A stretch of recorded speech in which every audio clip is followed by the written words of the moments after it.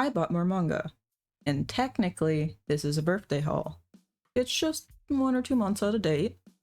I got, I think, about 26 volumes or so. Some of them were gifts. Everything else was bought at a birthday discount. So I'm just gonna start yapping and get into what I picked up for this haul. Okay, let's see. Starting off with one of my favorites, Skip and Loafer. I got volumes 1 to 5. I saw the anime and I loved it, so I really want to collect the manga. I think volumes 1 to 4 should cover the first season or so. It's just a nice series overall. It really excels well in the character development department. Even the less important characters are probably going to grow at some point as the manga continues. I'm definitely going to be picking up more volumes when I can. Next up, we have Heart Gear Volume 4, which I believe means I'm caught up to what's currently released in English for now. I know the author went on hiatus, and I don't know if they're quite back yet, so I'm not 100% sure when this series will end. And here we have Volume 12 of Witch Hat Atelier. I'm completely caught up to what's released so far of this series. This volume was fantastic, and my only criticism is that I wish the next volume would come out sooner.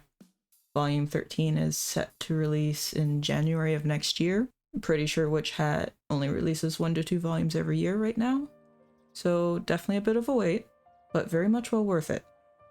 Also, fingers crossed that the anime is good. It's going to be a hard one to animate and capture the detail and charms of the manga. I really want it to be good. I also picked up volume 1 of the light novel for Apothecary Diaries, and I already have volume 11 of the manga. I don't normally read light novels, but I've been thinking about getting into some for a series I know that I'll like. So like Apothecary Diaries and Ascendance of a Bookworm will always be options. I decided to try out The Witch in the Night Will Survive. I think I'm going to need to read another volume before I can decide if this series is good or not. Volume 1 was kind of just okay, but I need to see where they're planning on taking the series, so no final thoughts yet on this one. Picked up another volume of In the Clear Dusk Moonlight. For some reason, the cover texture of this volume is different than my volume 1 though. I'm not sure if you can see the difference, but one's more matte and the other's glossy. Maybe they changed things in a later print of the series. Both my volume 1 and 2 came from a bookstore, so I'm not sure. Here I have volume 2 and 3 of Beyond the Clouds. Very pretty covers for this series. Best way I can think of describing the series overall is a whimsical coming-of-age adventure story, inspired by things like My Neighbor Totoro or Kiki's Delivery Service. The artist has a very interesting, sketchy art style that adds a nice softness to scenes when they need it. Beyond the Clouds is just a pleasant read. And next I have volume 2 and 3 of Akane Banashi. There aren't a crazy amount of series about Rakugo, but all of them have been pretty good so far, this one included. I'd love to see more unique series like this coming from Shonen Jump. For this one, I wasn't completely sold on the cover of the series, but the story's pretty good. Just a bunch of women in their early 30s coming together from different walks of life for their shared interests in learning how to skateboard. I really liked the anime for Delicious in Dungeon, so I decided I wanted to read it, and I picked up a few volumes, only to find out that they're releasing a box set later in the year. So I'll need to figure out if I want to continue to collect the singles or move over to the box set. This one you see in a lot of people's collections, and I understand why. The full metal editions of FMA are honestly really nice. The overall quality of the book is good, and it's not too thick for a hardcover.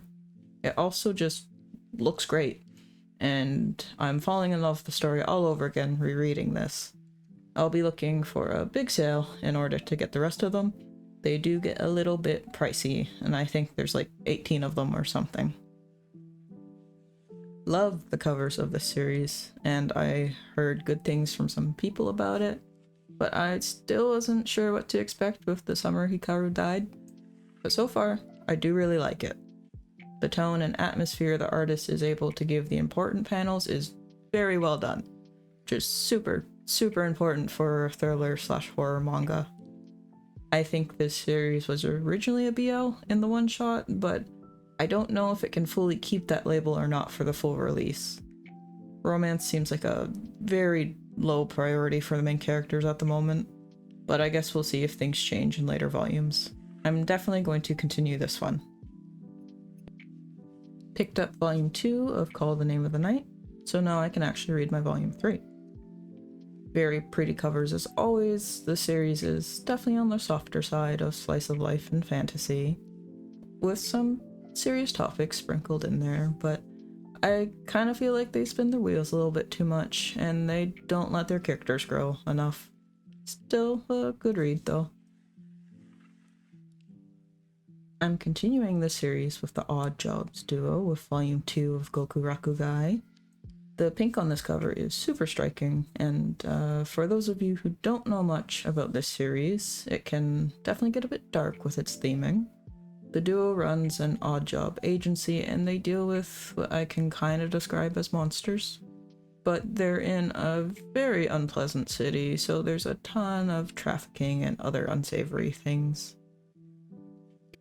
I got the eccentric doctor of the Moonflower Kingdom because I needed more of the Apothecary Diaries, and I was looking up people's recommendations and this series came up.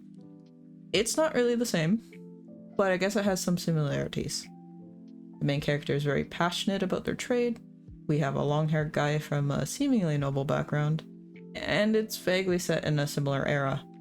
That's pretty much where the similarities stop, so I think if you do get into this one, you should probably change your expectations. I am curious to see where they take the story in the next volume though. I'm continuing this series with volume 3 and they're still cooking up monster meat. The food is still looking tasty, and that's probably the most important thing for a manga that focuses on unique cuisine. I'll probably be getting the next volume whenever that comes out. I picked up the next volume of Smoking Behind the Supermarket with You, which is a budding romance between a not-so-perceptive salaryman and a mysterious cashier who works at a supermarket. Both characters are adults, but for those of you who really don't like age gaps, there is one here, so it might not be for you. Both characters are pretty chill though and aren't pushy towards one another. And Sasaki gives off overworked golden retriever energy. This is another series that shows up in everyone's collections, and for good reason. I got volume 2 of Vinland Saga. And yes, I am aware of the deluxe editions that were recently released, but I kinda like the bright colors and the characters on the covers of these ones just a little bit more. So I am probably going to be sticking with this format of Vinland Saga for now, but the deluxe versions were still very tempting. I was definitely spoiled for choice with this haul. I'm super happy with a lot of the series I got to pick up this time around. Especially those Skip and Loafer volumes, which I think might be my favorite from this pile.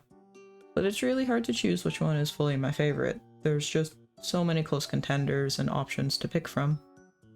I'm very excited to continue reading more manga from all of these new and old series. So anyways, that's it. See you around for the next one.